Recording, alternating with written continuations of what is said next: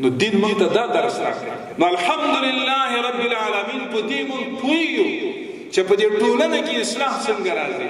مونږ د دغه ټولنه داسې اصلاح کوو که سبا دغه مجاهدین یو کنه وي زمونږ استاد د دین نمایندګي او دغه مشران به کوي، زمونږ استاد دا ملت به کوي. او مقدمه ابن خلدون لیکلی رحمه الله، تاسو معلوم ده لوی مورخ او مفسر تیر شوی، وایي کوم قوم چې غلامي تیر کړی وي هغه د دین کار نشي کولی او جهاد هم نشي کولی، او کوم قوم غلامي تیر کړی نه وي هغه به د باطل مقابله همیشه وکړي. هغه مثال ذکر کوي د بنی اسرائیل. وای موسی علیه السلام لاړ د فرعون د غلامی نه بنی اسرائیل او ایستل، بحر قلزم ته پوری وته نجات ورکړ، خپل د غلامی ذهنیت بیا ویلې چې موږ د پاره یو معبود پیدا کړ جعلی، او بیا د غیر الله عبادت باندې بیا مصروف شول کنه، د خصي عبادت کو کنه کو.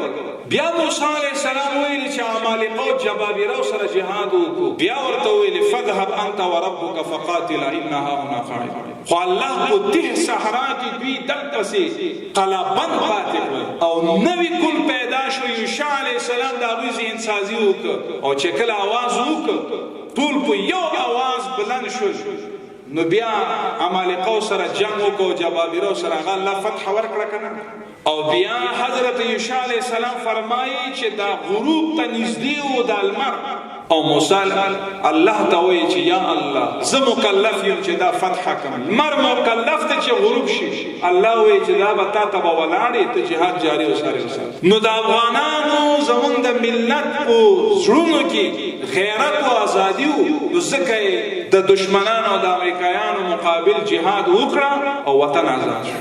زمون د روح اصل اساس تکلک ایمان دی، روزل د خپل وجود بیا حق د ګران افغانستان دی. او شکر خپلواکي د استقلال وطن آزاد دی، دا ویاړ مو د جهاد